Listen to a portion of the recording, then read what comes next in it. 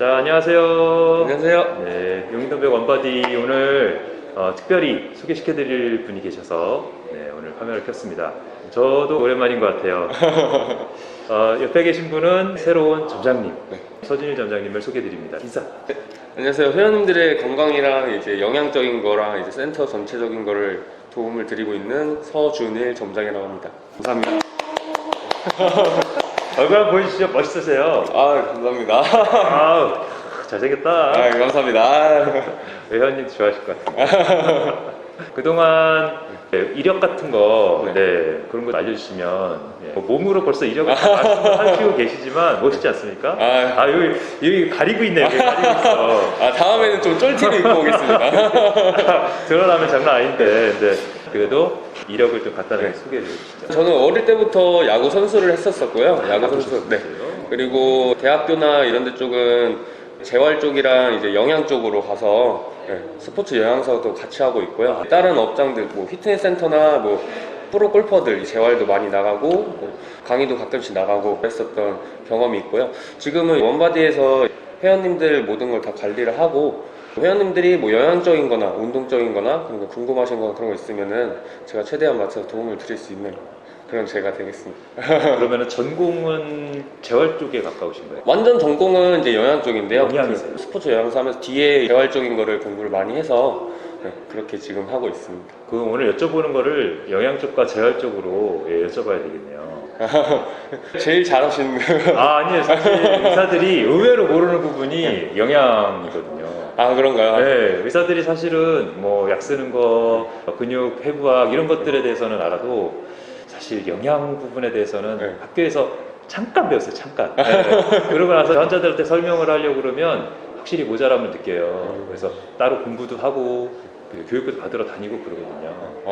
그래서 비타민에서도 배우고 미네랄에서도 배우고 또 식이에 대해서는 따로 또 체험도 하고 이런 것도 있는데 평소에 뭐 식사 이런 거는 어떻게 하시고 계시고 어떻게 관리하는 게 좋은지 이런 거 좀 조언 줄 수 있을까요? 일단은 저 같은 경우에는 피트니스 모델이나 이런 대회도 많이 뛰고 이렇게 준비하고 있는 상태고요. 그러다 보니까 보통은 우리나라 같은 경우에 하루에 뭐 2끼나 보통 3끼를 먹잖아요. 웨이트나 이런 쪽에 있는 분들은 시간 텀을 좀 짧게 둬서 일부러 식사량을 좀 늘리게 돼요. 일부러 짧게 둬서 늘리면 뭐 4번, 5번 먹어요? 그쵸. 4번을 먹게 되고 저도 이제 시즌을 들어가든지 하면 그때는 이제 5끼로 늘리게 되고 지금은 4끼를 먹고 있습니다. 벌크를 위해서?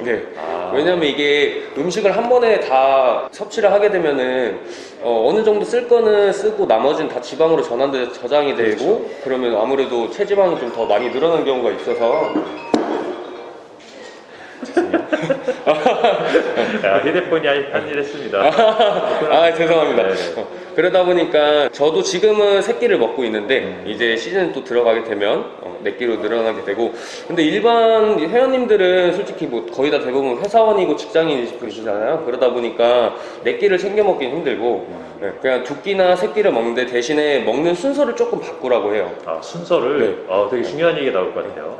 아무래도 거의 대부분은 다이어트가 주 목적이시나요? 그러다 보니까 저 같은 경우에는 보통은 탄수화물, 뭐 밥이나 빵이 있고 그리고 단백질, 고기류, 뭐 생선류가 있고 그리고 뭐 야채, 식이섬유가 있는데 당연히 뭐 지방 같은 경우에는 몸에 정말 중요한 요소기도 한데 일단은 조금 제한을 하라고 해요. 지방은 좀 제한. 조금 지방을 제한을 하고 대신에 이 먹는 순서를 뭐 샐러드나 이런 야채, 과일류를 먼저 먹고 식이섬유를 먼저 먹어서 소화 속도를 좀 늦추고 그 다음에 이제 단백질류를 먹고 그 다음 밥, 빵 순서를 먹으라고 해요. 그러니까 먹는 순서만 딱 바꿔주는 거예요. 원래는 보통 뭐 국이랑 밥을 먼저 먹잖아요. 그렇죠. 근데 저 같은 경우는 국에 있는 뭐 시래기나 이런 건더기를 먼저 먹던지 아니면 야채를 먼저 먹고 그러고 이제 식사를 고기를 먹고 탄수화물, 밥을 먹으라고 이렇게 그거 먼저 좀 습관을 들이라고 하죠. 좋은 정보다. 근데 일반적으로는 이제 밥 한 술 먹고 반찬 먹고 마지막에 과일 먹는데 거꾸로 그쵸. 아예 그렇죠. 채소 과일 먼저 먹고 그다음에 고기류나 생선류를 먹고 그리고 이제 탄수화물, 빵이나 조금만 먹는다. 그렇죠. 그렇게 되면은 일단 포만감이 먼저 생기기 때문에 약간 과식을 하고 이런 경우가 좀 많이 줄어요. 그런 식으로 좀 바꿔주시기만 해도 나중에는 체중이 막 2, 3kg는 일단 기본으로 좀 줄어들긴 합니다. 그것만 순서 바꾸는 것만으로도 바뀐다는 거죠. 똑같은 그렇죠. 양을 먹어도. 그렇죠. 대단하다. 물론 똑같은 양을 먹진 못하겠네요. 그렇죠. 일단은 평소에는 양껏 먹고 그 다음에 과일 채소를 더 먹으니까 더 많이 네. 먹었던 거를 거꾸로 하면 양이 줄긴 줄니까 네, 그렇죠. 그래서 효과가 나오는 거죠. 어차피 포만감 때문에 많이 먹질 못해요. 근데 탄수화물이 딱 맨 처음에 들어왔을 때는 혈당도 확 올라가게 되고 그러기 때문에 막 식욕이 많이 땡기는데 그런 식이섬유나 단백질을 먼저 먹게 되면 식욕이 좀 많이 줄게 되죠. 중요한 정보입니다. 식욕을 제어할 수 있는 방법이 있으면은 사실 다이어트에서 제일 중요한 부분이 해결되는 그렇죠, 건데 그렇죠. 순서만 바꿔도 식욕이 많이 줄일 수 있다. 오늘 아침에도 과일을 먼저 먹고 그 다음에 채소를 먹고 그 다음 밥을 먹었는데 그것도 끝까지 바꿔야 되겠네요. 잘 했네요. 그러고 보니까 과일을 잘하시죠. 채소 먹고 그 다음 마지막에 밥을 먹고 근데 과일은 이제 조금 뒤에 먹는 게 낫고요. 아무래도 과당이 있지만은 걔도 일단은 당 자체가 흡수가 조금 빠르기 때문에 맞아요. 이게 밥을 먼저 저 같은 경우 현미채식을 하고 있는데 현미채식 할 때 밥을 먼저 먹는 게 단 과일을 먼저 먹으면 입맛이 떨어지니까 네. 조금 덜 자극적인 음식부터 오래 씹어서 맛을 느끼고 그 다음에 단 거를 나중에 먹어야 이제 식사에 대한 만족이 생기는데 다이어트를 위해서는 과일을 먼저 먹고 그 다음에 마지막에 밥을 먹어야 되겠지만 사실 맛을 위해서는 그렇죠. 또 사람이 근데 또 먹기 위해서 또 열심히 일하고 또 그런 것도 있잖아요. 보상 심리가 있고 그래도 어느 정도 다이어트 할 때는 조금 그런 걸 맞춰서 어느 정도는 조절하면서 먹는 게 제일 좋은 것 같아요. 목표까지만이라도 순서를 좀 바꿔라. 네, 그렇죠. 좋은 정보가 나왔습니다. 칼로리 이런 것들을 좀 따지잖아요. 네네. 그런 것들은 좀 어떻게 정하면 요즘에는 어플도 엄청 많고 하잖아요. 근데 네. 보통 자기가 어느 정도 먹는지를 먼저 체크를 해야 돼요. 일단은 일반 회원님들은 저 같은 경우에는 회원님들 아침부터 저녁까지 먹는 거를 그대로 뭐 술을 드셨으면 술을 먹었던 거, 야식을 먹었다든지 그런 것도 그냥 똑같이 찍어서 보내라고 해요. 네. 그러면은 관리하실 때 음식까지 관리를 해가지고 이건 어떻게 먹어라, 줄여라, 늘려라 이런 걸 해주시는 거예요? 그렇죠, 그렇죠. 그렇게 해서 먼저 받고 그거에 대해서 칼로리에 대한 거를 설명을 해드려요. 이거는 지금 한 몇백 칼로리 되고 이건 몇천 칼로리 한 번에 드셨다. 그런 식으로 설명을 해드리면 본인이 내가 생각했던 것보다 많이 먹었구나 이렇게 생각을 하고 그거에 대해서 이제 칼로리 배분을 좀 해드리죠.